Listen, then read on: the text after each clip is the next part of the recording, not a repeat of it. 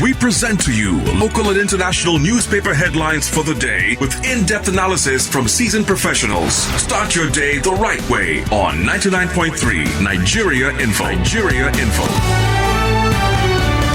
We start your day the best way every morning on 99.3 Nigeria Info with the best in news, talk and sport. You're welcome to that part of the morning Crossfire where we take a look at the stories on the front pages across the dailies. Today, we're live on Facebook, on YouTube. Also, you can watch us anywhere you are in the world. And you can also leave us your comment on WhatsApp 08095975805, 08095975805. Twitter is at Nigeria Info FM. Make sure you're connecting with us with the hashtag Morning Crossfire. I would like to read from you. I'm Wemimo Adewuni. I'm Sheriff Quadry. Now we have Rotimi Sankore join us on the program this morning. Rotimi, good morning to you. Morning. Oh, yeah. It's good to have you back. That is like he missed us. That is what I'm saying. He missed you all. Welcome back, Rotimi. Good to have you back here. All right, people. If you are ready, we are. Let's start off with this story by the Daily Sun. It's on the front page. It's also the banner headline. As federal government demands apology from Atiku, APC PDP fight over tribunal's verdict. Even in word court, PDP will take second, says Oshiomhole. Your gloating will be short-lived, PDP replies. That's the banner headline on the front page of the Daily Sun. If you check other dailies, you'd also find this story, including the Nation newspaper. Federal government, Atiku gave false evidence at tribunal. There are three riders here on this one. Ex-VP should be prosecuted. PDP will upturn verdict. Why I hailed the ruling by Wiki. You find this on the Nation. Also on the Punch newspaper, banner headline, poll judgment. APC mocks PDP, says Atiku cannot even win at word court.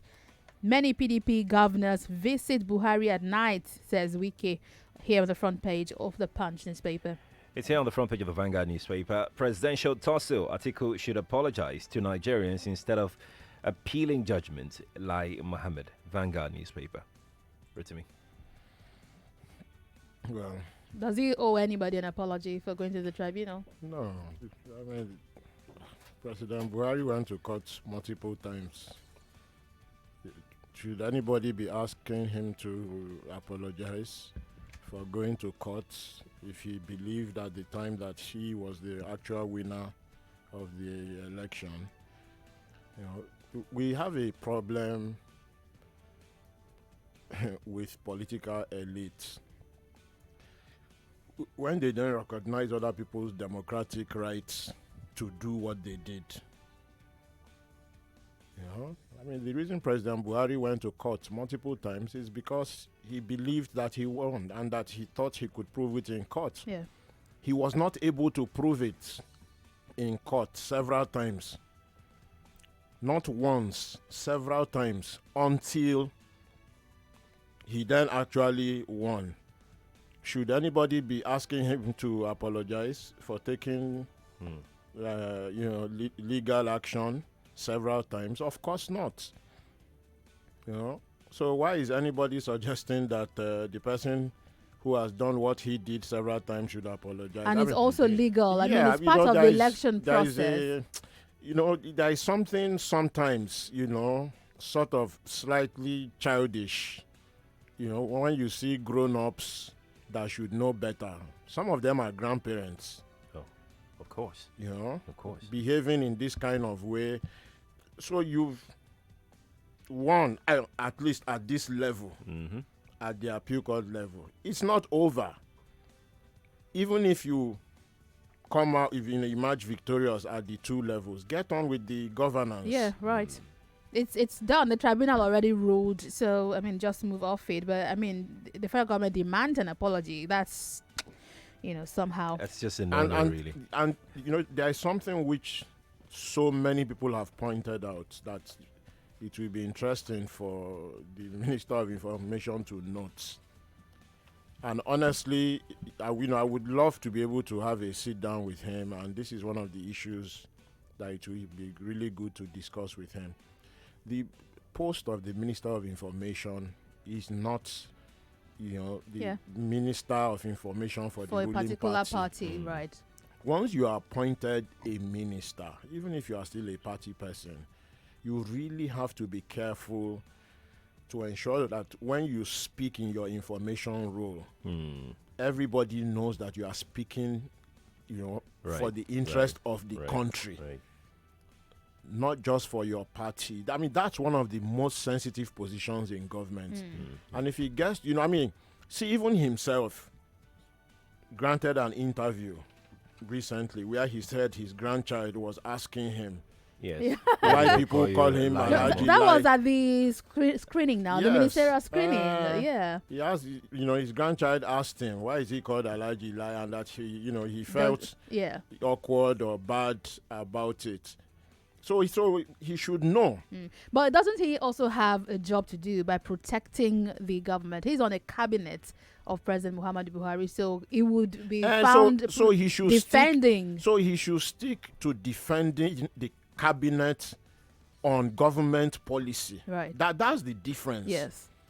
So if he's defending the official policy of the government, even the way he will do it may still attract, some smiles, but at least people will say, he's defending official government policy. Right. But when he starts intervening on party things, using his office and resources, and there is a party spokesperson, right, he should leave that to the party spokesperson. That's right. Let's see another story generating a lot of comments right now. It's the VAT. We had a lot of conversation on the chit chat this morning with you guys lecturing us about why you shouldn't be paying 7.2% VAT. PDP rejects increase in VAT as Senate summons Finance Minister. FIRS boss. You find this making it to the front page of the Guardian newspaper. It's also the Nation newspaper. Controversy over 7.2% VAT rate on the front page of the Punch. Moving over to the story on the Punch. VAT hike. Senate panel summons Finance Minister and Fowler.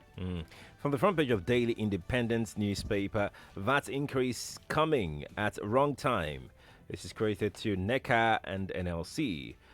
Rider say hike will reduce purchasing power of citizens. Daily Independent newspaper. We won't inflict more hardship on Nigerians. Buhari assures, says there won't be fuel price increase. Minimum wage implementation building up. Reveals why he entrusted women with nation's treasury. Daily Independent with all those headlines. From Daily Trust newspaper, experts differ as Labour, others reject VAT hike. Buhari, we won't inflict more hardship on Nigerians. Daily Trust for you with that headline. From the Vanguard newspaper, I have no intention to inflict more hardship on Nigerians. Buhari, OPC, NECA, PDP kick against proposed VAT increase. If you look at page 12 of the Punch, the Senate Committee on Finance has invited the Minister of Finance, Hajia Zainab Ahmed, and the Chairman of the Federal Inland Revenue Service, Babatunde Fowler, about the proposed plan by the federal government to increase the value-added tax from 5% to 7.2%. The minister and the FIRS boss are expected to throw more light on the reasons for the proposed increase. Let's move this over. The chairman of the Senate panel, Senator Solomon Adiola, announced the invitation of both senior officials on Thursday, but the statement did not indicate the date that the officials would appear. However, he noted that this issue is generating mixed reactions, and I quote him now, says, "We are glad that the Minister of Finance indicated that the VAT Act would have to be amended for the increase to take effect, but we are concerned about the current economic situation of the country as it affects the generality of the people." Rotimi. This is slightly contentious, but as with everything, context is the thing. Context is always key. Absolutely. So VAT is low in Nigeria. I mean, there is no anybody that knows what VAT is like globally knows that the current value added is low in Nigeria. But in Nigeria, so is pay. That's right. The pay is, even lower than in many parts of the world, where the VAT is being compared with. And in fact, the disposable income in Nigeria is even less. And from that disposable income, there are no social services I mean, from that very low disposable income. The social services are next to nothing. It's next to nothing. So if you are a poor person in this country, let us assume that you spend 200 naira on water a day. The water that you drink. And if you don't have to buy water to take your bath. And yeah, so that's why I say let's assume you spend 200, minimal use of water. The water that you buy to wash and everything. So and that happens to a lot of people. Right. So let's assume, small in quotes money, 200 naira times 30 days, that's 6,000. If you are using 200 or 300 naira to fuel your small, I better pass my neighbor, that's another 6K or 9K there, and I mean, if you fall sick, there is a reason that malaria, is still one of the biggest killers. Yes. Killer diseases. Yes, especially of young children. It is because many people cannot afford even that malaria medicine as cheap as it is. Right. And let's not talk of transport. For average person, their transport money finishes by the 15th. Oh, if you even can make it to the 15th, people start borrowing money by the 10th. Maybe a few days. A few days after by the getting the 10th of salary. the month. And let's not mention education and so forth like that. So, so this is the context. This is really the context. Right. There are some things that are, even if not laudable, at least are a step in the right direction. But before any government does those things, you have to fix the other things that are your responsibility to fix. It looks like what the federal government is saying is to fix those things we need money. But the people are saying, show us what you've done with the ones we've been paying, and then you can ask us to pay more. If we can see what you're doing with the money, then we're glad to pay. Actually, if you look at the way the political elites look after themselves, it is irresponsible. It's hard to then convince the people. Yes, it is irresponsible. All senior government officials that make this kind of decision, they all live in free houses and free water, free light, free transport, with driver, and so forth. And they're not even buying the fuel themselves. Yes, so it is irresponsible of them. I mean, we've talked so many times about the pension for life of ex-governors, right. 200 or 300 million naira a year. Plus a free house in Abuja, a free house in Lagos, cook, driver, bodyguard, And Serap has taken them to court over the new cars proposed. 20 million medical expenses. In fact, in one state where the governor became a senator and then was appointed a minister, they passed a law just before he left that his pension would be adjustable to his current to the salary of any current governor. So multiply that by 36 times all previous governors. And for those that have moved into the National Assembly. Plus the salary they get in the National Assembly. Right. Plus welcome all these cars that they buy for each other. Severance package. At 5 points. Yes, you arrive. You get they welcome something. You're going. Then you are going. You get something. And you come back again. Immediately. Immediately you are welcome back again with jumbo pay. Right. Let's talk about South Africa and Nigerians. So, I mean, it's all those. When they say there is no money, I mean, it's say hard to really. Believe, we haven't mentioned the security vote yet, billions. Let's move. This topic is not going anywhere. We're bringing experts into the studio next week to look at this issue. South Africa, why 330 Nigerians didn't return in first batch. This is coming from the Foreign Ministry on the front page of the Daily Sun. It's also on the Punch newspaper. Federal government resumes evacuation on Sunday, resolves South African immigration hitches. Also on the Guardian, airline suspends evacuation of Nigerians over South Africa's restrictions. Cleric offers free ticket to 20 willing returnees. I saw that on Twitter yesterday. Apostle Suleiman, I believe, offered 20 tickets. It's on the front page of the Daily Trust newspaper.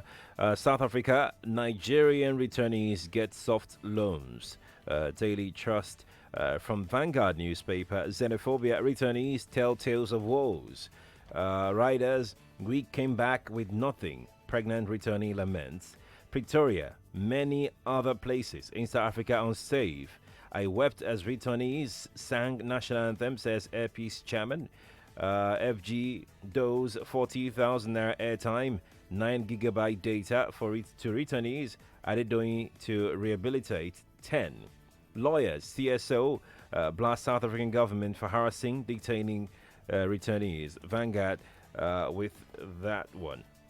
Well, on page 8 of the Daily Sun, the Ministry of Foreign Affairs yesterday said no Nigerian was arrested by South African immigration at the OR Tambo International Airport, Johannesburg, South Africa, while attempting to board the Airpeace aircraft provided to bring them back. A source at the ministry who disclosed this to the Daily Sun also explained why 178 Nigerians were evacuated from South Africa on Wednesday. I'm sure they mean 187 and not 78. An official who spoke on condition of anonymity said some Nigerians only withdrew when the South African immigration insisted on capturing the biometrics of the Nigerians and getting consent letters from their spouses for those traveling with children. Some people were discouraged and withdrew voluntarily not to continue with the journey. We were meant to well. So there were reports that they were arrested, and there were issues around their papers. But a source is telling the Daily Sun that they voluntarily withdrew. We don't know who this source is, so it's pretty hard to then, take this authoritatively. So I think anything that has to do with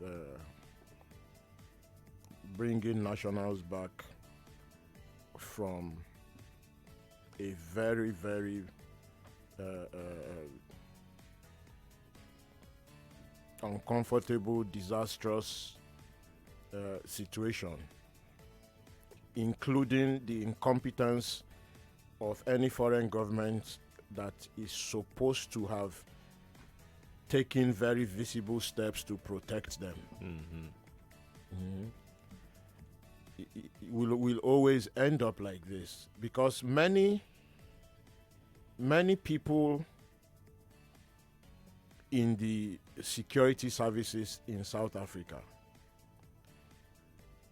at least at the lower level, are either not very well educated or not very aware of how they should be behaving towards foreign nationals. I was reading something in the Economist magazine, the global, about how, just yesterday, about how 80%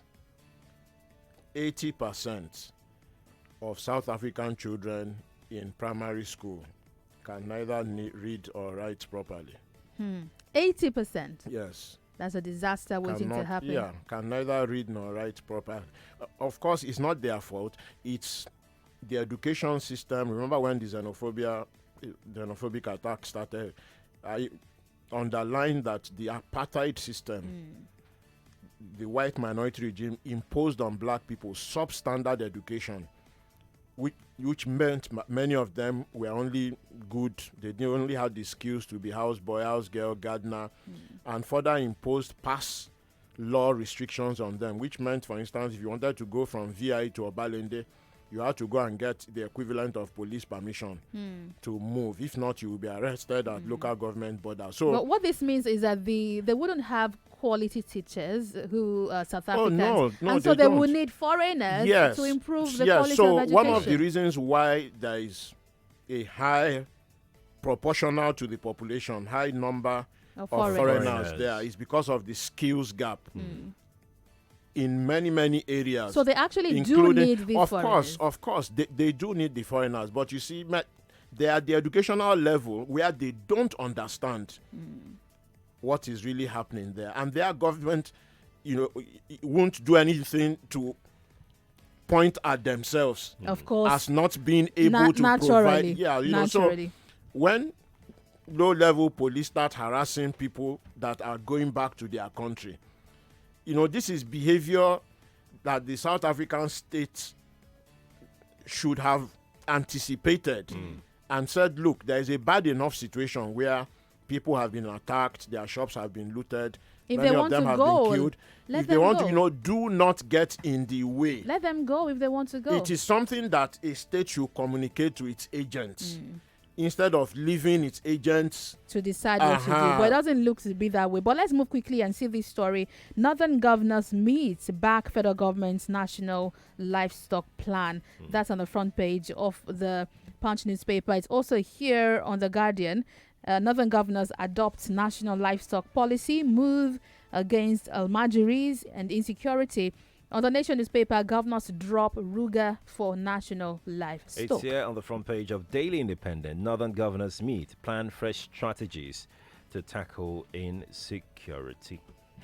The biggest strategy that they can plan there is for all the commissioners of education, the commissioners of employment, the commissioners of youth, and the commissioners of gender to meet and work out a plan to that huge education deficit needs to be bridged, because a lot of the problem is coming from the state level, where a combination of state governments and local governments have not done the necessary investment in primary and secondary education, in vocational training and job skills. And a lot of this deficit has to do with gender, where it is reasonably clear that the millions of girls being forced into child marriage, it has a multiplier effect on total fertility rate. If you are forced into that horrible situation at 12, 13, 14, if you don't die giving childbirth, by the time you are 30, you've had 7, 8, 9 children there. And in a situation of polygamy, just multiply by 7. One man who probably is not well educated has 28 to 34 children. So, and I met one of those when I was in Zamfara. The principal of the school where I served had about 25 children and was explaining to us why he needed to have that many. According to him, you don't know which one will be successful. It's like a jackpot. Let's read some comments. There is from something called pension plan. If it works it looks like it looks so like there are a lot of those. I mean, that's how to address the insecurity going forward. But do they know? Do these governors know? Some of them know, but don't forget that it's a largely feudal system. Right, and they've learned to be subservient. Yes, so, and not to ask questions. Well, it's 50-50. Don't forget, if you have a longer memory, you remember that in places like Kanu and Kaduna, the People's Redemption Party, the PROP, which in fact was the party of the working people, always won the elections where there were more workers and there was more industrialization. And the conservative feudal type party like MPN then won in the rest. I mean, PRP was so progressive. Right. People mustn't forget that. Even people like Chino Achebe joined PRP. Right. A lot of Southern intellectuals joined PRP because they realized that the PRP positioned itself to free the northern ordinary people from the feudal system. Let me read some comments on our way out. We have a comment from WhatsApp who says the government will make more money if we strengthen our existing taxes collection channels rather than thinking of increase. Tony from Ojo here says, this is pretty long. It says, Lai Mohammed or Shomole Buhari APC and those tribunal judges should be the ones apologizing to Nigerians for wasting our time, and so on. He goes on Twitter. We have comments also here. So many of them. We can't go through all of them. But let's see this one. Ooh, Olusegun Olalere says is watching inside 3 hours traffic in Lagos. Wow. So sorry. People are even telling him plenty sorry here. Sorry. Anthony Etonu says Lai Mohammed or Shomole should be the ones to apologize. Okay. Dr. Manam Butrina says, I would not inflict more pain on Nigerians again, Buhari. This is the area which I like this president. He often acknowledges the truth. He just acknowledged that he had been inflicting pain on Nigerians. He has more comments on so many of the other stories, but let's take this one from Vincent Favor Chikodi, who says it won't impose more hardship on Nigerians, so he's already taking responsibility for the man-made hardship. Here, Daniel Eze says, I'm not surprised one bit, and so on. Go see more comments up there Right. on Facebook. That's all we got for you on the front pages this morning. Yeah, it's been quite interesting, Rotimi, doing this with you. Thank you. When we come back, we're talking about fish. It's well, it's going to be an interesting conversation because there are some figures that will kind of like shock you. That's And right. we'll tell you about why this discussion is quite vital at this point in time. Nigeria imports a lot of fish. We have people here from the Ministry of Agriculture, particularly from the Department of Fisheries. And we have Sharon Ijaso also standing by. She works with TVC News, and she'll be sharing with us the story she did about women in the fish business. Join us just after the break for this and more. I'm Wemimo Adewuni. And I'm Sheriff Quadry. Rotimi Sankore, thank you. Thank you.